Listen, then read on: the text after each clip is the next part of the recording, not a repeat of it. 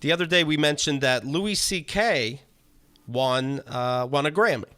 So this is 2022. He won a Grammy just the other day. The poll we put up regarding that show was, should Louis C.K. have been eligible for his 2022 Grammy win? I say no, by the way.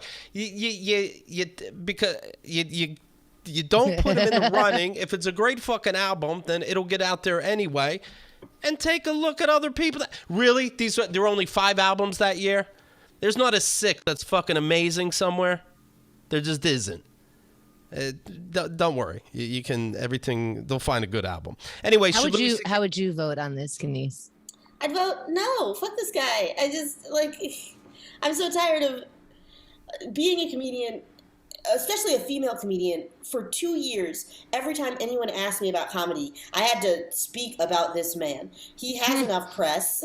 Apparently being canceled has only helped him. I'm not interested in hearing more from him, about him. No, just... like you said, there are so many good comedy albums right now. Like, we have some of... I love doing comedy, but I love that I get to see the best people in the world fucking do this. And the idea that, like, no, let's continue to celebrate the same old guy as though we don't have options. Nah, fuck that guy. Right. Fuck that guy. I'm sorry, no, thank you. Absolutely. Well, the poll was, should he have been eligible? 22% say yes. 78% of our audience says no, he shouldn't be eligible. They're like, but art is art. I honestly think people don't know anymore what he did. Even though it's in one New York Times article, and then Louis said everything in that article is true. It's not hard to find out that he was jerking off in front of people and blocked the door sometimes of women trying to leave. People really seem to be confused about that. Or maybe they just don't like to think about it so that they can just go on with their lives and there's no troubles. How you look at that, how you think, Will Smith was wrong, but Louis C.K. is fine. Yeah. What the fuck? I think it has to do with when people are good speakers, they become your guru by accident, and that guru cannot fall from grace because no one has ever made you feel that way with their words, because he expressed stuff about women, about being a man that we were nodding and laughing with. And how could this other side exist if he's not your villain? In a movie, a villain always makes the wrong choices, always says the wrong thing, always does you wrong. But in reality, the villain makes you feel the best. And then you realize what's happening. And that's very, very difficult. That's a blow to your head. And if you haven't wrapped your mind around like what anger is, or what being a villain is, or being taken advantage of, or who's the victim for real, if you haven't like sat there and thought about it, then you don't want someone like Louis C.K. who has the ability to make you feel that way to be that person. You don't want it. And I know I brought this up before. It was crazy to me when Chappelle in his next to last special brought up Louis C.K. and saying, these women quit comedy because I'm going to toke out their dick. I see dicks all the time, these brittle-ass bitches. It's like, what? And then people are okay with that. What happened to being a simpleton and you stand up for women no matter what? And you like to think you'd kill somebody if they jerked off in front of your wife and didn't let you leave a room. But I wasn't there. Yeah. It's this fundamental lack of empathy where they can see themselves in that's terrifying to me, that they can absolutely see themselves in the position of being a guy jerking off in front of women, and how like, oh, well, I would want to be forgiven in that scenario, but not a woman who is constantly under threat, truly trained from the moment she gets her period. Like, hey, rapity, rape. It's going to cop out at you. You got to think about this thing all the time. You're not safe. Just in case you didn't know, you're not safe. Like, the idea that you can't put yourself in the shoes of that woman who doesn't know, like, is this going to be the night that, like, shit goes super sideways and, like, I don't make it out of it? Like, you don't know. You just don't know. Like, yeah. Or is it going to go kind of sideways? And then I don't even have, like, that physical proof of it going, like, fucked up. I don't have a black eye. Nobody dragged me by my hair, so there's no hair. Whatever it is, there's almost no evidence because you're sitting over there being completely innocent with your dick out. But if your girlfriend did that, if she took her pussy out and started diddling herself, would you call that cheating? Are you cool with that? Is that part of your relationship? Because it's interesting. Right. Because if somebody says something about somebody's woman, it's okay to hit them. How far are we going with that? Which one are you? Right. Yeah. It's weird just to keep going with the flow like nothing happened. It makes me think of Anthony Cumia from Opie and Anthony. And I would think he's hilarious. Then he starts tweeting out, racist tweets that get him fired. When he was out, and he says, I was out in New York City and I was just taking pictures of people, and then a black woman got, and next thing you know, the word animals and monkeys is being thrown about. Then a video comes out. By the way, I love how you wrap these scenarios. Thank you. I'm like, yeah.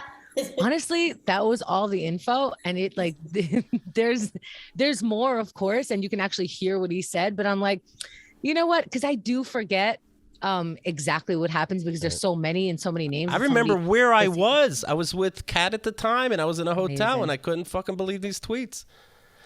So anyway, then you find out he's also abusive, and the video came out, and I saw it with my own eyes.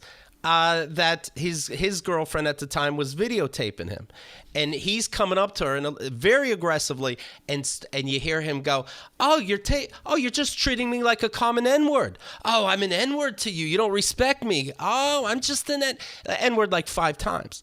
And then on Keith and the Girl, I would talk to a Rich Voss or a Jim Norton and go, "Hey, how do you still work with this guy after seeing this tape?" And everybody says, "Oh, I never came across the tape."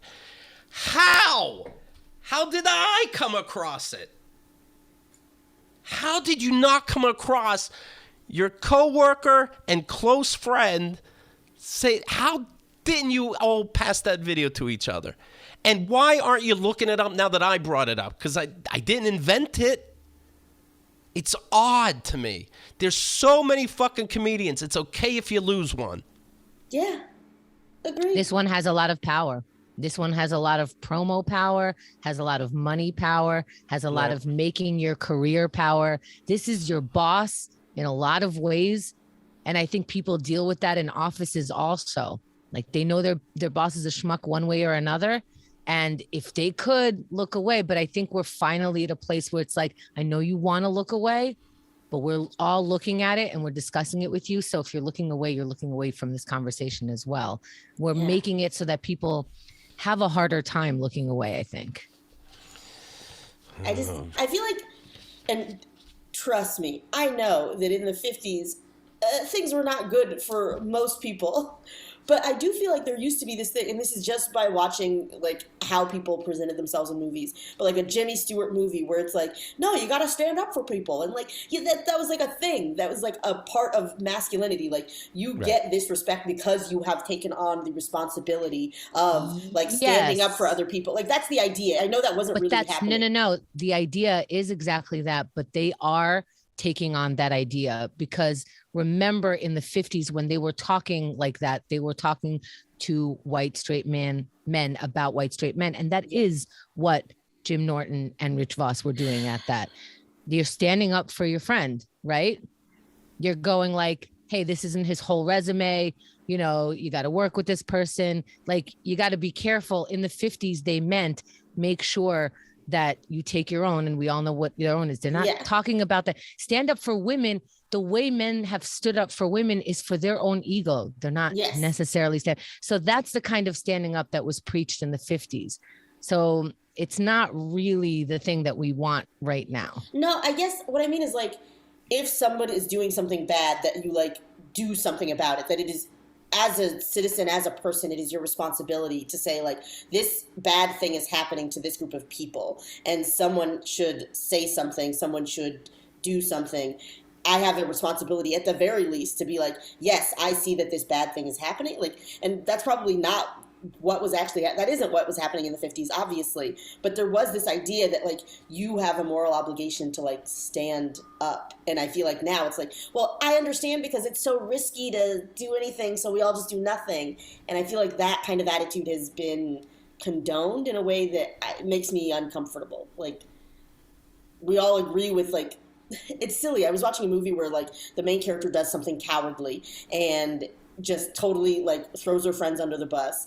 And in the movie, it's like, we get it, like it was hard for you, but I do wish that there was more of like no, you did a straight up shitty thing. Like, was it Mean Girls when she literally pushes her in front of a bus? Was it Wizard of Oz? Did she push her, or did she just like allow a bus to hit her? Like, I feel like that's murky. I like legally, I wouldn't have taken responsibility for that. I was like, you were standing in the street, that was on you, and I couldn't see the bus until it already hit you. Okay, that's a fast moving bus. You might have a. That was a very fast moving bus. In that, I was like, I feel like case wise, we could charge the driver because there was a woman in the street and he didn't even pause. Like, that's right on him. in front of a school. In front of a school, he was going like 70 miles an hour and did not stop when a chick was standing right in front of his bus. Really? Okay. It'd be funny, and then like white print on the black screen. Driver Johnson was sentenced to 3 to 5 years.